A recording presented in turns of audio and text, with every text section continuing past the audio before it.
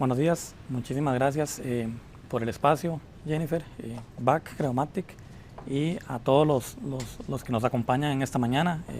Sabemos que su tiempo es sumamente valioso y que nuestras compañías están ahorita mismo operando, siendo lideradas por ustedes, y seremos muy conscientes del valor que nos agregan al acompañarnos, y trataremos de devolver el beneficio con el aprendizaje que podamos tener.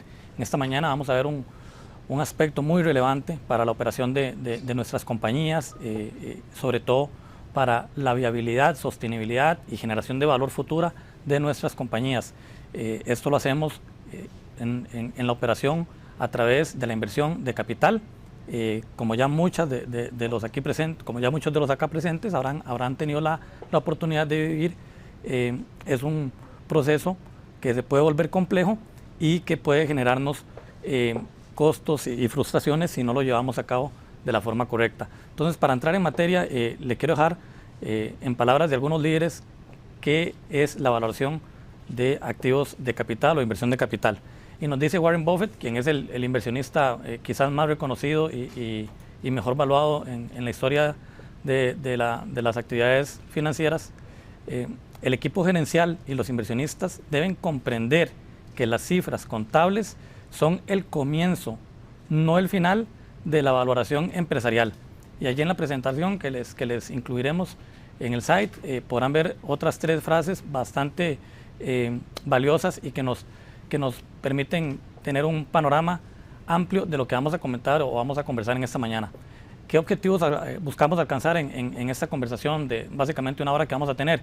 Queremos conocer el proceso de presupuesto de capital, queremos identificar entre las diversas categorías de proyectos que nos vamos a encontrar en nuestras empresas, queremos poder comprender la generalidad de los principios básicos que representan esos procesos de presupuestación de capital, y buscaremos interpretar las métricas de valoración de proyectos, pues por al menos las 2 más utilizadas, que podrán acompañarnos en el discernimiento de si el proyecto en el que queremos entrar agrega valor a nuestra operación o no, para luego entender la importancia de lo que conocemos como tasa de costo de capital, que definitivamente necesitamos entender con claridad cómo se desagrega y cómo nos afecta la generación de valor en los proyectos, y bueno, pues definir el proceso de obtener una adecuada tasa de costo de capital. Entonces, antes de entrar específicamente en el proceso de valoración, queremos hacer un repaso muy breve sobre qué es lo que nuestras compañías hacen en su día a día, qué es lo que cada uno de ustedes que están al frente de las organizaciones, de los entes económicos, buscan. Bueno, pues nosotros trabajamos por crear un portafolio de activos que esperamos que generen ingresos, que generen crecimiento, que generen valor. Estos activos los conocemos como activos operativos o activos corrientes de corto plazo. Son la inversión operativa que estamos dándole vuelta prácticamente de forma diaria, y que conllevan decisiones de corto plazo, decisiones que se toman típicamente en los mandos medios o mandos gerenciales. Allí encontramos el manejo de la caja y el efectivo en general, encontramos las cuentas por cobrar o clientes, y encontramos lo que tenemos asignado al inventario. Tenemos otra gran categoría de activos en los que invierten nuestras compañías, que es conocido como propiedad, planta y equipo, activo no corriente, activo de largo plazo. Conllevan decisiones que nos van a impactar por más de un periodo contable, usualmente de largo plazo a partir de 5 años. Conllevan decisiones o planteamientos estratégicos de la compañía, y aquí hay que poner un mayor grado de atención, porque los costos de reversar esas decisiones suelen ser muy altos y difíciles en el proceso de reversión.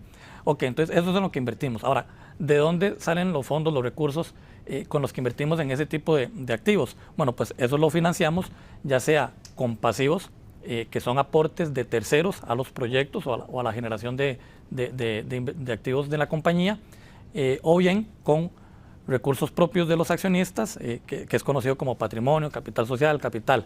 Entonces tenemos entre los pasivos de corto plazo, digamos, dos grandes registros o tipos de cuenta.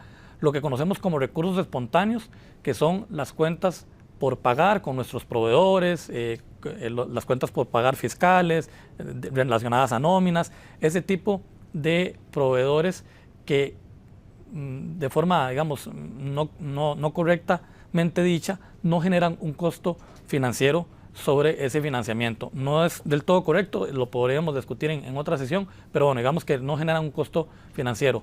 Eso lo conocemos como recursos espontáneos. El otro pasivo de corto plazo sí genera un costo financiero y lo conocemos típicamente como deuda a corto plazo. Allí tendremos líneas de capital de trabajo en las que desembolsamos capital de trabajo, alguna otra facilidad, descuento de facturas, en fin, instrumentos de financiamiento de corto plazo que conllevan un costo financiero. El otro gran pasivo es el de largo plazo. Aquí tendremos préstamos bancarios, en algunas compañías podríamos llegar a ver deuda estandarizada, bonificada, cosas más complejas, pero básicamente son pasivos con costo financiero de largo plazo. Y finalmente tenemos el patrimonio.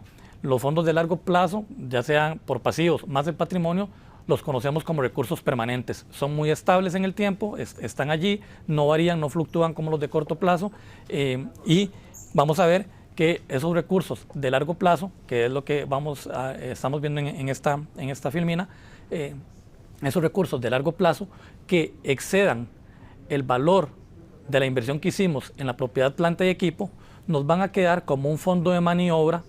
¿Para qué? Bueno, pues para suplir las necesidades operativas de fondos. Y ese concepto es bien relevante y nos va a impactar más adelante cuando estemos haciendo la pronosticación de flujo de caja, porque las necesidades operativas de fondos son los recursos que necesitamos para llevar a cabo nuestras operaciones diarias, o sea, sostener nuestros activos de corto plazo y que no pueden ser financiados por los recursos espontáneos o cuentas por pagar de nuestros proveedores, las que dijimos que no tienen costo financiero.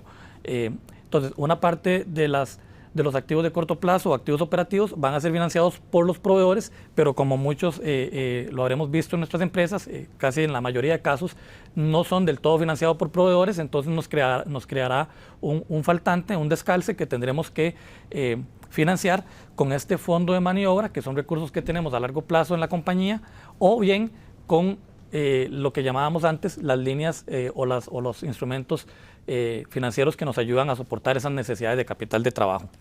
Entonces, habiendo comprendido un poco la estructura financiera de la compañía, pasamos al proceso de presupuesto de capital. Básicamente vamos a encontrar unas 4 etapas en el proceso, comenzando por la generación de ideas. Y aquí tiene que ver todas las partes vinculadas, todas las partes interesadas de nuestra operación, lo que conocemos o vemos en los libros como stakeholder. Es una etapa muy dinámica en la que vamos a recibir aportes de nuestros clientes, vamos a recibir ideas de nuestros colaboradores, vamos a recibir ideas de nuestros proveedores, de nuestra junta directiva, de nuestros accionistas. Es muy dinámica, conlleva mucha innovación, pero sabemos que no todas las ideas pueden ser llevadas hacia adelante y de eso se trata la segunda etapa. En la segunda etapa vamos a tener un análisis de esas propuestas individuales para entender cuáles son las que podríamos llevar al proceso de evaluación.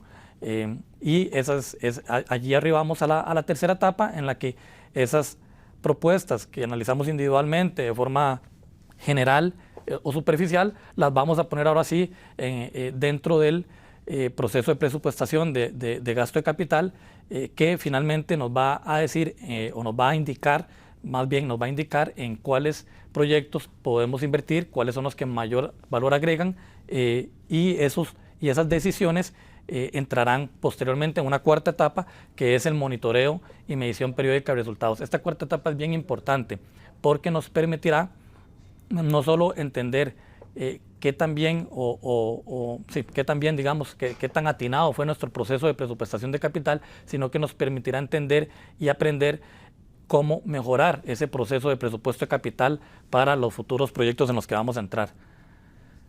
Básicamente, entonces, nos generará experiencia sobre el proceso. Pasamos a la clasificación de los proyectos de capital. ¿Qué tipo de proyectos de capital tenemos? Bueno, los de reemplazo. Estos son proyectos que la mayoría de los acá presentes habrán tenido en sus manos para el tratamiento. Son decisiones más sencillas.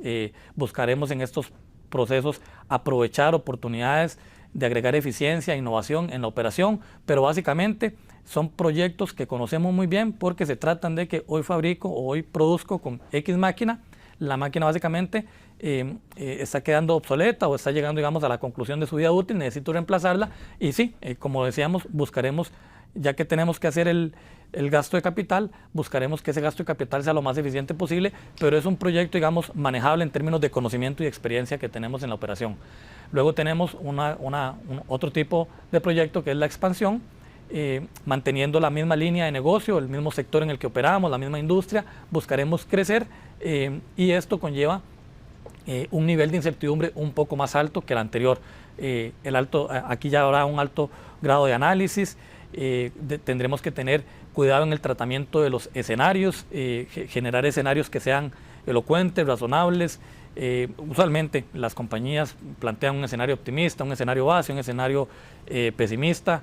Esos pueden ser una base para trabajar, pero más allá del nombre que le pongamos, lo importante es que esos escenarios contemplen distintas afectaciones que pueden tener nuestros proyectos, ya sea por la vía macroeconómica o por la vía propia de nuestra operación.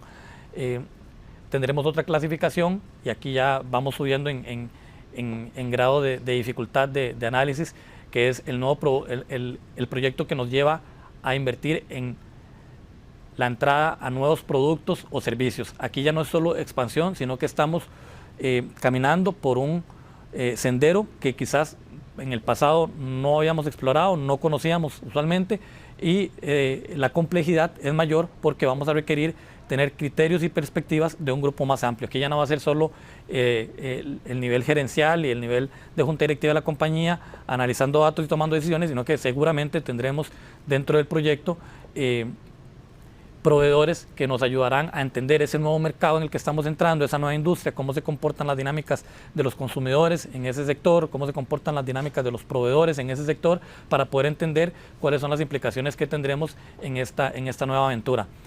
Tenemos otra gran clasificación que es la regulatoria, seguridad y ambiental. Acá mucho margen no tenemos, hay que ejecutar el proyecto básicamente porque tiene implicaciones de viabilidad. Si no lo ejecutamos, se nos va a empezar a complicar la viabilidad operativa, no por nosotros, sino por designaciones de terceros, típicamente instituciones públicas, no necesariamente, pero típicamente instituciones públicas, pueden ser también nuestros clientes. Lo hemos visto en nuestro mundo pymes, como los grandes corporativos cada vez nos piden mayores requerimientos en nuestra operación para asegurarse que nos pueden tener como proveedores. Entonces, este tipo de proyectos lo que nos obligan es a buscar que la decisión de inversión sea lo más, igual que en el caso del reemplazo, lo más eficiente posible, que nos agregue el mayor grado de innovación, pero mucho espacio para decidir si invertimos o no, no tenemos. Y tenemos otra gran clasificación que es otros. Este tipo de proyectos escapan a los criterios normales de evaluación y pasan por decisiones que pueden ser gerenciales, como la inversión en nuevos muebles o nuevos vehículos para el staff gerencial o junta directiva, o bien cosas de mucho mayor complejidad, que lo estamos viendo ahorita mucho en algunos sectores como biotecnología, farmacia, tecnología, que tienen que ver con las etapas muy tempranas de investigación y desarrollo de productos o servicios que queremos lanzar al mercado. Ese tipo de proyectos conllevan una serie de factores y tratamientos que lo hacen mucho más complejo y distinto. Ok, pasamos entonces a los principios básicos para el presupuesto de capital y vamos a conversar rápidamente sobre 6 principios básicos que nos encontramos. El primero es que las decisiones son basadas más bien en flujos de capital, no en conceptos contables, por ejemplo la utilidad neta. Y esto es algo bien difícil de entender para la gran mayoría de nuestras empresas, porque estamos acostumbrados a mirar el estado de resultados, mirar la línea de arriba, ventas, y la línea final, resultado neto, y esto no tiene nada que ver con la generación de valor y la evaluación de proyectos. El segundo es que el tiempo en la valoración de un proyecto es crucial. El tiempo en el que se van a generar esos flujos que estamos pronosticando es crucial, porque los vamos a traer a valor presente, ya lo iremos viendo, y entre más largo de hoy esté el flujo que estoy pronosticando, menos valor tendrá hoy. El tercer principio es que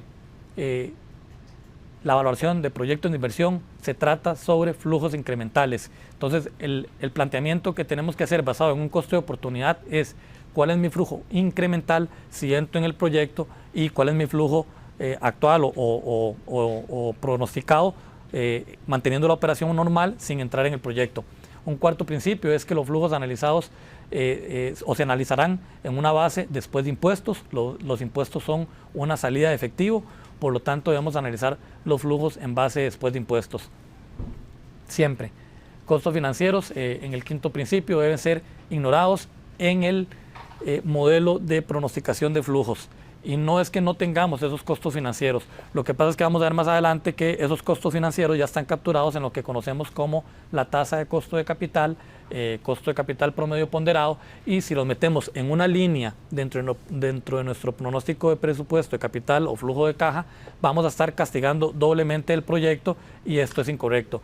Y bueno, pues el sexto principio es que el presupuesto de capital no es utilidad neta como lo comentábamos, pues la utilidad neta está afectada por cargas donde no hay cambios en el estado efectivo, donde no hay efectivo comprometido.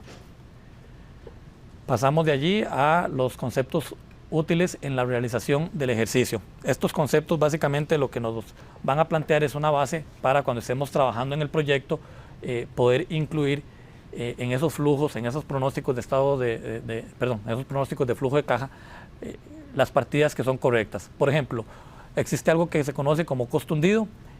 Ese costo hundido no debe ser tomado en cuenta a la hora de evaluar el proyecto. Ese costo hundido ya pasó, ya lo realizamos, ya lo ejecutamos y se queda atrás. ¿Cuál puede ser un ejemplo? Bueno, en el caso de la clasificación de proyectos que hablamos antes, en la que vamos a buscar invertir o entrar en una nueva creación de productos o de servicios, seguramente habremos contratado una firma que nos ayudará a hacer una investigación de mercado, un estudio en el que podamos entender las dinámicas de ese nuevo mercado para comprender si allí hay espacio para entrar a extraer valor, hay una oportunidad de inversión.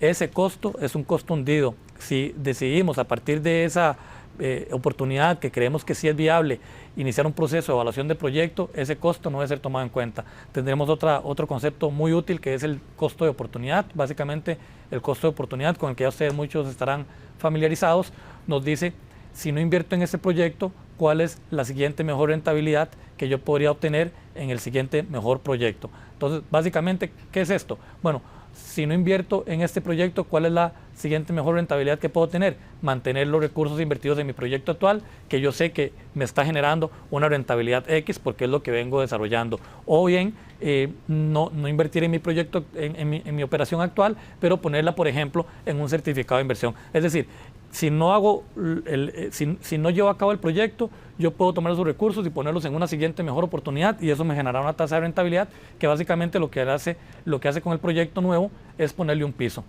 de rentabilidad. Vamos a hablar de flujo de caja incremental, ya lo comentamos este concepto, y vamos a hablar de flujos convencionales o flujos no convencionales. ¿De qué se trata esto? Bueno, pues flujos convencionales son aquellos en los que tenemos una primer salida de efectivo que viene de financiamiento y de capital propio para llevar a cabo la compra de la máquina, la compra del activo en el que vamos a invertir, y hacia adelante tendremos flujos de caja libre o flujos de caja neto positivos hasta terminar la vida del proyecto que asignamos, 10 años, 15 años, 20 años, la vida del proyecto que estipulamos. Pero también podemos encontrarnos proyectos en los que los flujos no son convencionales, sino que podemos tener una alternancia entre flujos de caja libre o flujos de caja neto positivos y negativos a lo largo de la vida del proyecto, y esos conllevan un tratamiento distinto y pueden tener impacto en algo que vamos a ver más hacia adelante, conocido como la tasa interna de retorno. Interacciones de los proyectos, claro, son escenarios que añaden dificultad al ejercicio. Vamos a tener proyectos independientes en los que tendremos en la mesa el análisis de dos proyectos en los que buscamos invertir. No tendrán nada que ver uno con el otro. Si tenemos recursos suficientes, podríamos tomar la decisión de invertir en los dos, pero no se afectan en su valoración mutuamente. Tenemos los mutuamente excluyentes, que son básicamente alternativas de conseguir un mismo fin. Entonces aquí lo que vamos a buscar es conseguir el mismo fin entre dos proyectos, por ejemplo, buscando obviamente el que nos agregue mayor valor. Proyectos en secuencia, por ejemplo, desarrollos de infraestructura comercial en la que vamos operando por etapas, y si se consigue la operación de la primera etapa con los pronósticos efectuados, iniciaremos o desencadenaremos una segunda etapa, por ejemplo. tenemos otra interacción que es lo que conocemos como recursos ilimitados versus racionamiento de capital. Realmente recursos ilimitados no existen porque sabemos que la economía opera en un principio de recursos limitados para una cantidad ilimitada de necesidades y deseos por satisfacer. Pero bueno, digamos que podemos encontrarnos tal generación de recursos que son ilimitados y podemos tener a bien invertir en los que queramos, o podemos tener lo que sí suele pasar en la realidad, que es un racionamiento de capital en el que tenemos unos fondos asignados, limitados, y tenemos que hacer el mejor uso de estos fondos. Ok, vamos a ir al tema de la evaluación del proyecto, y aquí hay algo muy importante, y es que la evaluación del proyecto genera un cruce entre la teoría y el arte, y para mí, de hecho, la teoría nos brinda una base, pero realmente la valoración de proyectos camina más por la senda del arte. ¿Qué tenemos que hacer para evaluar un proyecto? Bueno, deberíamos iniciar por generar un pronóstico de ventas y un pronóstico de estado de resultados, y como ya decíamos, al ser esto un arte, yo diría que aquí está la magia. En el grado en el que nosotros seamos finos y efectivos en este pronóstico de ventas y estado de resultados, vamos a tener hacia abajo seguramente un proceso en el que vamos a llegar al flujo de caja libre muy asertivo. ¿Qué tenemos que tomar en cuenta para hacer un pronóstico de ventas? Bueno, claro que los inputs que nos darán esas terceras partes que estarán trabajando con nosotros, por ejemplo, cuando pensamos en entrar a un mercado en el que no estamos operando hoy, tendremos que tomar en cuenta la perspectiva de junta directiva, la perspectiva de los accionistas, la perspectiva del staff gerencial, la perspectiva de nuestros mandos medios, que usualmente conocen mucho sobre la operativa, pero también es importante tener claro que las tasas de crecimiento que plantearemos deben ser realizables. Aunque tengamos un análisis por escenarios, la idea es que cada escenario que planteemos sea de escenario realizable. Proyecciones por escenarios, como les decía, típicamente conllevan uno positivo, uno base y uno negativo, pero no por eso queremos que el rango de ingresos o de ventas se amplíe mucho, sino que queremos mantenernos en un rango estrecho que sea realizable. Y obviamente esto nos afecta en el cálculo de impuestos, que van a ser muy importantes para la evaluación del pronóstico. El pronóstico de balance de situación, esto va a ser bien relevante, porque las estrategias de generación de ingresos afectan definitivamente siempre la estructura de capital. Cambios en políticas de cobro, cambios en políticas de pago que afectan los recursos espontáneos, cambios en políticas de inventario. Estos cambios nos van a afectar lo que vimos en la segunda lámina, conocido como necesidades operativas de fondo, NOF, y recordemos que esas necesidades operativas de fondo nos van a afectar en el flujo de caja.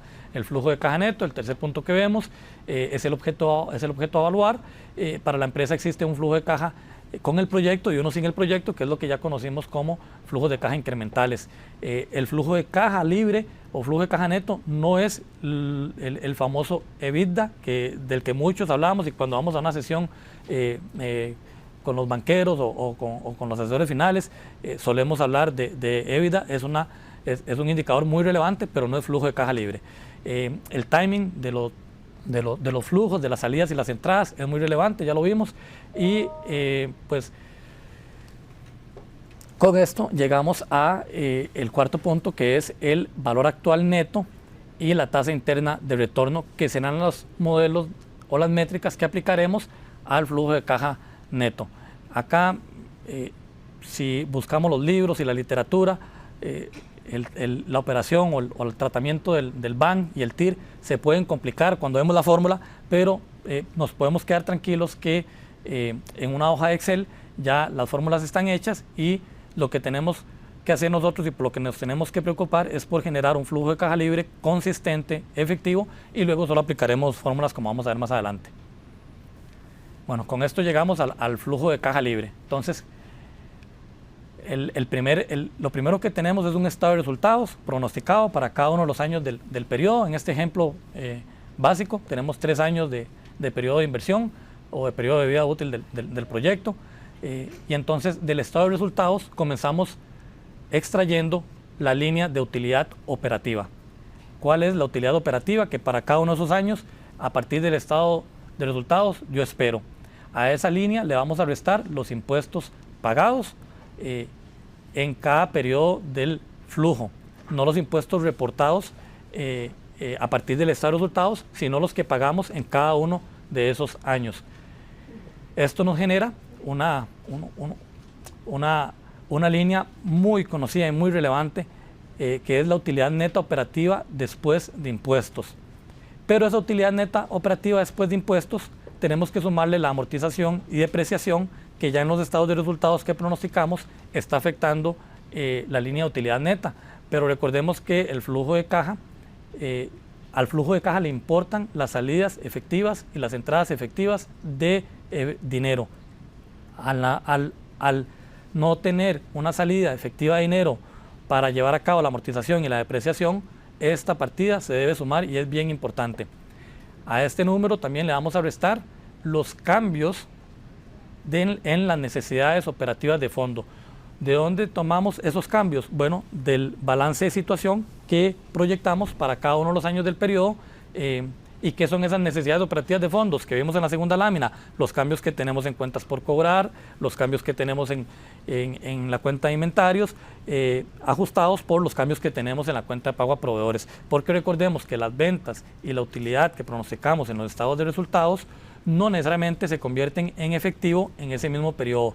Muchos de esos recursos se quedarán asignados a la partida de clientes o cuentas por cobrar, otros recursos se nos quedarán en bodegas, en el inventario, y otros recursos que debieron de haber salido para pagar a proveedores los tendremos en caja porque aún no los hemos sacado para hacer ese pago. Trascienden el periodo contable en el que estamos. Entonces este ajuste es bien importante para llegar al flujo de caja libre. A ese número le vamos también a restar la inversión de capital, conocida en los mercados usualmente como CAPEX. Esta inversión de capital es la salida de efectivo que estamos haciendo para invertir en el activo que queremos, pero ese activo definitivamente o en el mayor de los casos tendrá un valor residual. Ese activo, cuando termine el periodo de vida de nuestro proyecto, lo podremos, dependiendo del mercado secundario que tenga, volver a colocar a un tercero y generar un ingreso nuevamente por la venta o el valor residual de ese activo. Si consideramos que esto existe, sería importante entender cuál sería ese valor esperado en esa liquidación e ingresarlo como un ingreso más en el año que corresponda, en el periodo que corresponda. Con esto llegamos al flujo de caja libre, que es la última línea, y este flujo de caja libre es el relevante y es al que le vamos a aplicar métricas de valoración para entender si esos flujos futuros hoy nos generan valor. Ok, entonces vamos a esas métricas de valoración. La más utilizada es el valor actual neto, es la que mejor refleja si un proyecto tiene valor, y de hecho aprovecho para hacer el paréntesis de que esto que estamos viendo se enfoca en la valoración de proyectos, pero la base y el modelo funcionan para proyectos no solo de inversión en el que queremos comprar una máquina, un vehículo nuevo, un edificio nuevo, sino también para proyectos en los que el objetivo es adquirir, por ejemplo, otra compañía. Es decir, cuando nos van a ofrecer una propuesta para comprar nuestra compañía o vamos a ir a buscar una compañía en la que invertir para crecer inorgánicamente, este mismo proceso que estamos viendo nos va a funcionar y va a ser la base para tomar esa decisión.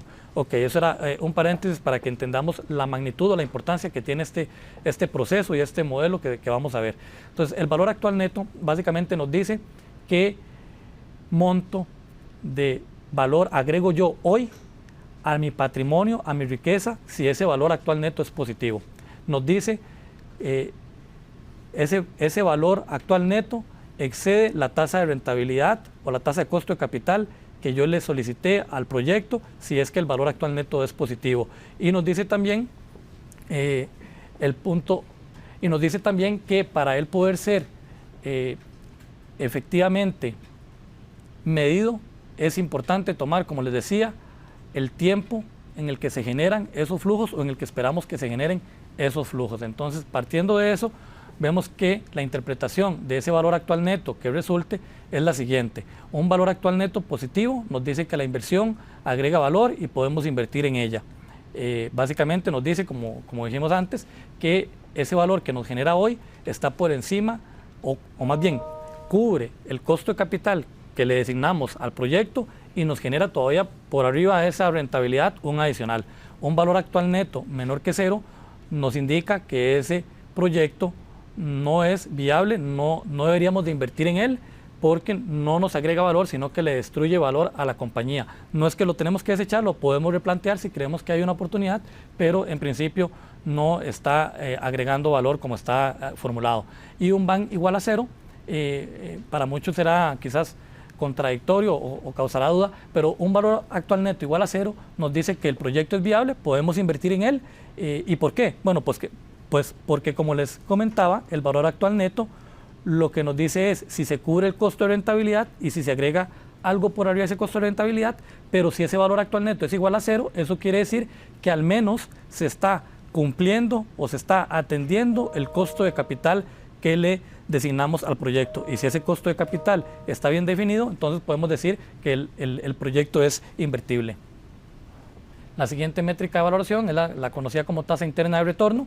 Esta tasa interna de retorno nos muestra cuál es la tasa que igualaría esos flujos a 0. Es decir, nos convertiría el BAN en 0. Tenemos una tasa de costo requerido, una tasa de costo de capital. Si el valor actual neto es positivo, es mayor que 0, eso por ende nos quiere decir que la tasa interna de retorno todavía es mayor que la tasa de costo de capital.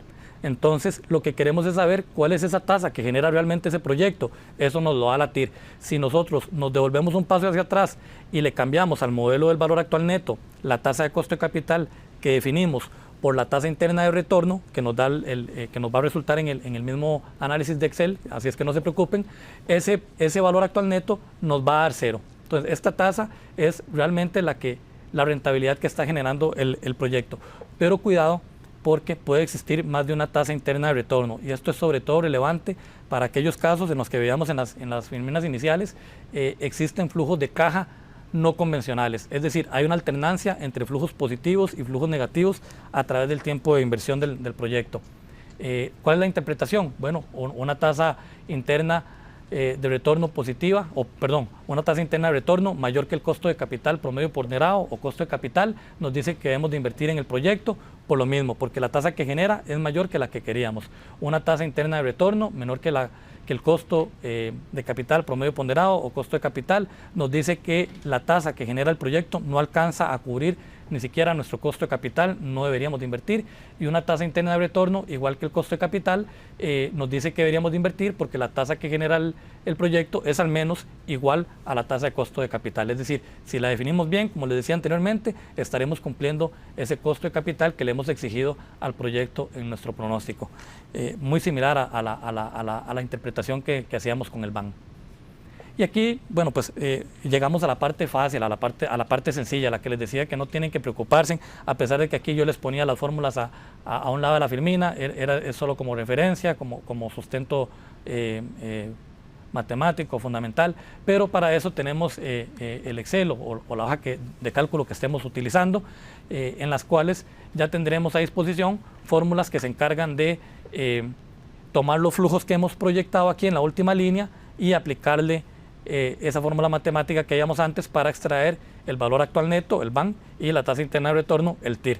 Entonces, en el ejemplo que veníamos trabajando, un ejemplo muy sencillo, a 3 años, le aplicamos una tasa de costo de capital del 18%, que ya estamos por entrar a ese tema, y generamos la formulita del BAN, y nos dice que ese flujo, estos flujos de 2.100 negativos en el momento 0, de 1.490 en el año 1, de 1.561 en el año 2 y de 1.942 en el año 3, bueno, esos flujos descontados o traídos a valor de hoy, contemplando la tasa del 18% de costo de capital, son igual a agregar a nuestra riqueza hoy $1.242, colones, pónganle la moneda que gusten.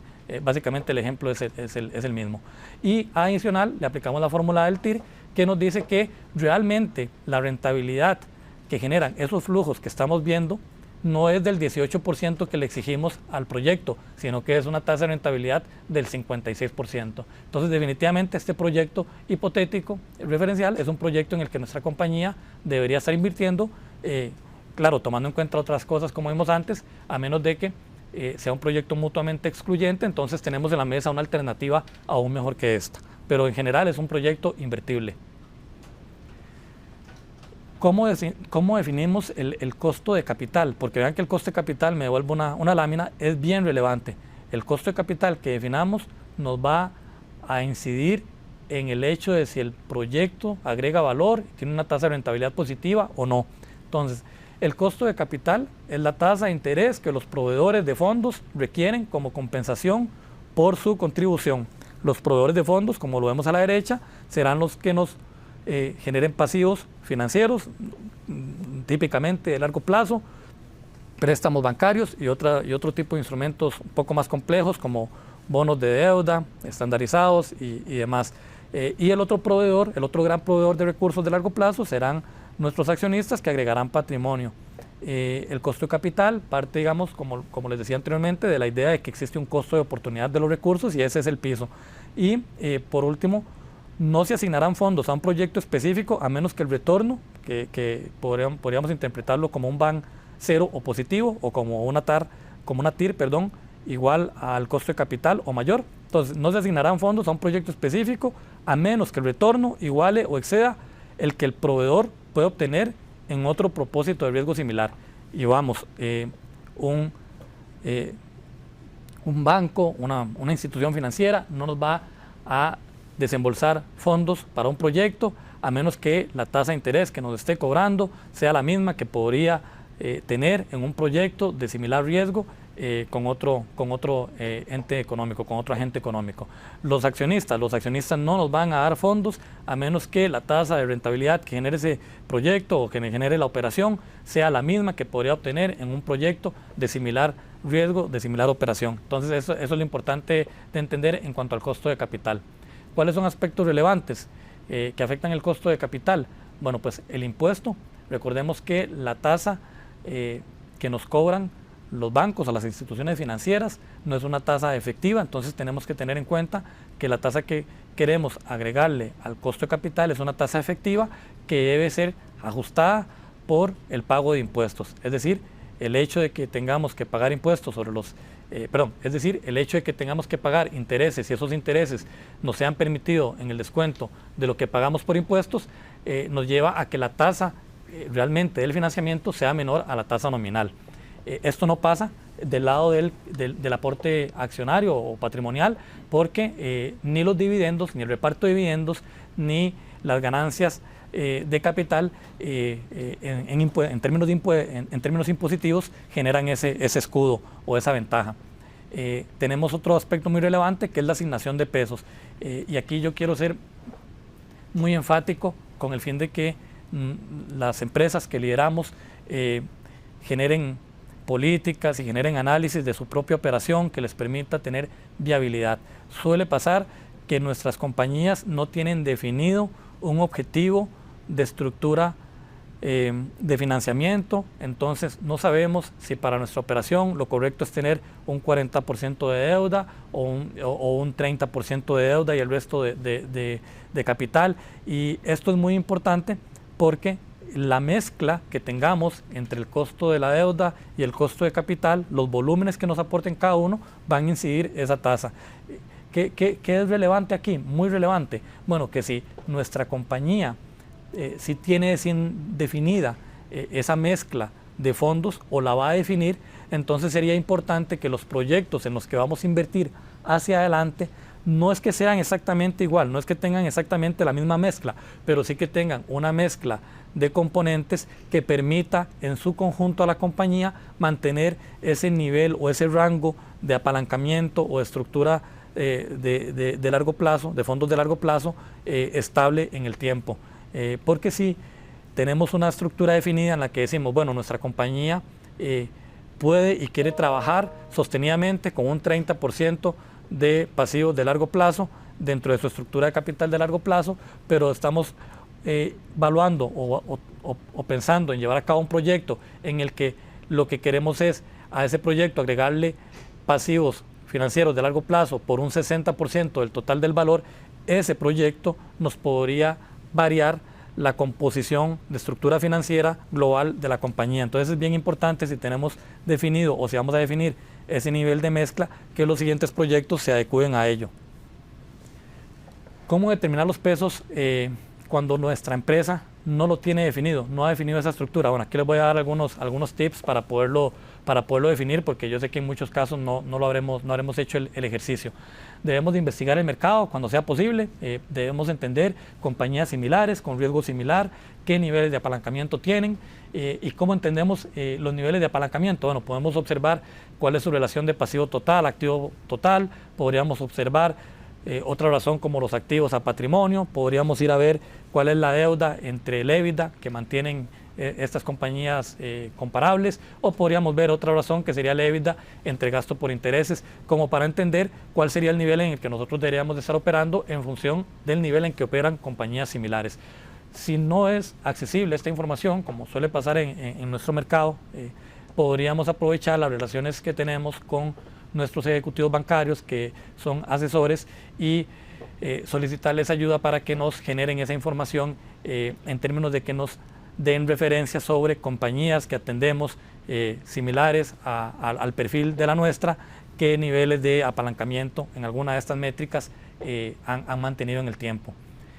Y por último, podemos usar nuestra historia para llegar a tal objetivo. Podríamos ver a través de los ciclos económicos cómo se ha comportado el apalancamiento de nuestra compañía, y a partir de eso definir cuál es el nivel de apalancamiento que mejor ha funcionado en el largo plazo hacia atrás, o desde que, en caso de compañías jóvenes, en etapas tempranas, desde que instauramos la compañía. Muy bien, aquí se viene una pregunta que siempre tienen los accionistas, los dueños de nuestras compañías, y que puede ser un poquito complejo de responder, pero vamos a tratar de darles una referencia para que se puedan ir a la mesa de dibujo y tratar de llegar a la respuesta. ¿Cuál es el costo del patrimonio? ¿Cuál es el costo de los fondos que los accionistas ponen en la mesa para llevar adelante los proyectos que tenemos en el pipeline? Bueno, en los mercados desarrollados vamos a escuchar hablar, y en la literatura, de un modelo que se conoce como CAPM, que es un modelo de valoración de activos. Este modelo es muy efectivo, pero muy difícil de aplicar en mercados como los nuestros, poco sofisticados en términos de financieros, poco profundos, con un mercado de compañías públicas muy chico, y entonces tenemos que acudir al pragmatismo por esta razón. ¿Qué podemos empezar preguntándonos? Podemos empezar preguntándonos lo que hemos venido comentando. ¿Cuál sería la rentabilidad que pueden generar mis fondos en un proyecto de riesgo similar, pero que sea otro, no el que yo estoy evaluando? Es decir, si otra compañía me viniera a pedir esos fondos en un proyecto similar, ¿qué tasa de rentabilidad me ofrecerían? Otra pregunta que nos podemos hacer: ¿cuál ha sido la rentabilidad sobre el patrimonio que ha generado históricamente mi compañía? Y eso lo tenemos allí en la información pasada de los periodos desde que opera nuestra compañía. Podríamos ir a ver a través del ciclo económico cuál ha sido en general la tasa de rentabilidad que han generado nuestras compañías. Esto lo podemos ver por distintas métricas. Podríamos ver el ROE, por ejemplo, que es una métrica muy sencilla, de fácil entendimiento, el retorno sobre el patrimonio, y eso nos podría dar un guidance de cuál sería el piso que yo tendría que tomar para solicitarle rentabilidad a un nuevo proyecto. Ahora, ¿qué pasa si queremos ser un poco más finos, más certeros, y tener una aproximación de lo que en otros mercados hacen los inversionistas cuando quieren invertir a través del CAPM? Bueno, podríamos comenzar observando la rentabilidad generada por índices accionarios de otros mercados. El de mayor relevancia y conocimiento es el Standard & Poor's 500, pero quizás ese no sea el más efectivo para utilizar, porque allí están las 500 más grandes de Estados Unidos, usualmente tienen operación global, y esto quizás no puede ser muy efectivo. Yo les sugeriría buscar índices accionarios, sobre todo en mercados emergentes, un poco más similares a nosotros. Hay mercados emergentes que, no por ser emergentes, no tienen un mercado financiero mucho más desarrollado, y allí podríamos encontrar un mejor guidance, una mejor referencia. Otra cosa que podríamos hacer, bueno, si queremos ir un poco más finos, podríamos buscar no un mercado emergente similar, sino un mercado emergente similar más el índice de un sector en el que nosotros operamos. Eso existe, es público y es de fácil acceso. Y si queremos ir todavía más finos, podríamos buscar un índice en un mercado emergente, en un sector en el que nosotros operamos y para compañías de capitalización baja o compañías pequeñas y medianas. Y eso nos va a generar un perfil de rentabilidad mucho más similar al que nosotros deberíamos de tener. Pero cuidado, porque esa rentabilidad no es todo, allí no acaba el proceso, sino que tenemos que considerar que nosotros estamos tomando una referencia de otro mercado, pero no vamos a invertir necesariamente en ese mercado. Seguramente invertiremos en el mercado doméstico, en Costa Rica. Entonces allí tenemos que ajustar esa rentabilidad por el premio que conlleva invertir en Costa Rica y no, por ejemplo, en Estados Unidos.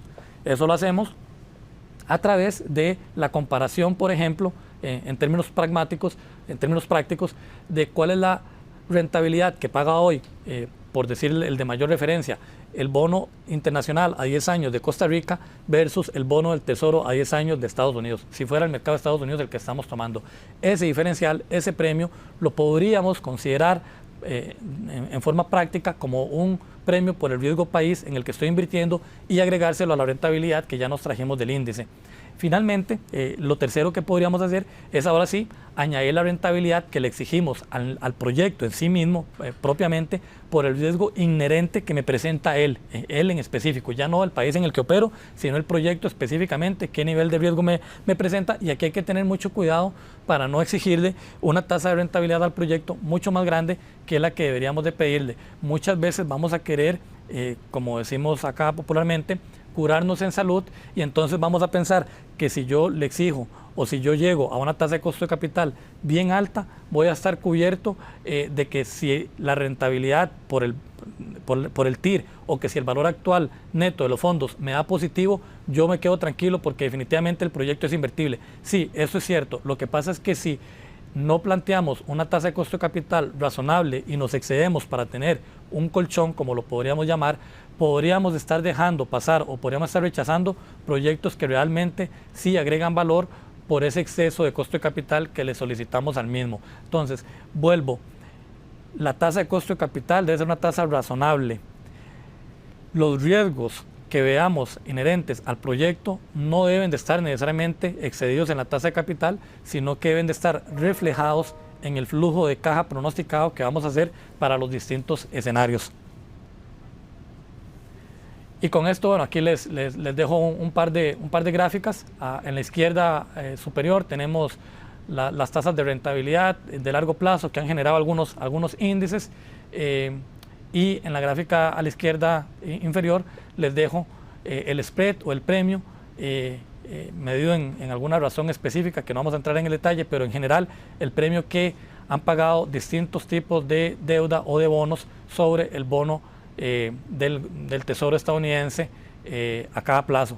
Esto como referencia. Entonces, en la tabla de la derecha vemos, para hacer un ejemplo de cómo llegar al costo de capital, vemos que en primera instancia partimos de lo que acabamos de conversar, una rentabilidad de largo plazo, del índice que tomemos como referencia, le vamos a agregar el diferencial de la rentabilidad que paga nuestro bono soberano, por ejemplo a 10 años, versus el bono soberano o la tasa del Tesoro a 10 años, y le vamos a agregar un riesgo ya ahora sí inherente al proyecto, y con esto estaríamos planteando un costo de patrimonio, por ejemplo, del 18%. Pero eso no es todo, porque recuerden que hay una mezcla de fondos en las que no solo estoy poniendo capital. Podría pasar que el 100% sea aporte de capital patrimonial y entonces la tasa del costo de capital es el 18%, pero típicamente los proyectos llevan una mezcla entre deuda y capital. Entonces tenemos que también tomar en cuenta cuál es el costo de la deuda, y para ello vemos que al costo de la deuda tenemos que aplicarle la tasa impositiva que paga nuestra empresa en el mercado en el que operemos para llegar a un costo neto de deuda,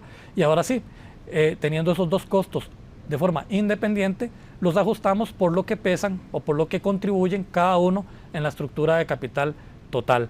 Cuánto pesa el patrimonio, cuántos recursos vinieron por patrimonio y cuántos vinieron por deuda. Entonces, en este ejemplo sencillo hacemos un 60-40 y eso nos da un costo de capital promedio ponderado, conocido como WACC en los mercados internacionales y en la literatura, por si lo llegan a ver, del 14%. Entonces, con esto, básicamente hemos concluido todo lo que es el proceso de valoración de proyectos de inversión. Les recuerdo, este proceso y esta metodología, estos métodos son mucho más extensivos, aplican para situaciones en las que estamos valorando comprar no una máquina, sino una compañía, o en las que estamos valorando vender nuestra compañía y queremos saber cuál es el valor de ella. Pero básicamente lo enfocamos en esta mañana en proyectos de capital de inversión de capital, perdón, en el que nuestras compañías tienen que invertir en una nueva máquina, quieren entrar a un nuevo mercado, ese tipo de proyectos. Pero es mucho más extensivo y esto es importante que lo dejen por allí porque les podría funcionar en el futuro para otro tipo de análisis. Ahora, la compañía crece mediante las inversiones que realiza con la perspectiva de generar rentabilidad. Cuando se inyectan recursos a esquemas con beneficios de largo plazo, la compañía crea valor hoy. Y esto es el punto medular con el que quisiera terminar. Les agradezco mucho el espacio nuevamente a BAC Creomatic, a ustedes por su tiempo, sabemos que es sumamente valioso, esperamos que haya sido de agrado y que les haya generado valor, que les haya generado conceptos o el conocimiento de conceptos básicos que se tienen que llevar a la mesa de dibujo cuando van a plantear la propuesta de una inversión para la compañía. Aquí en la pantalla dejo un poquito la bibliografía que hemos utilizado y con eso pues les doy las gracias.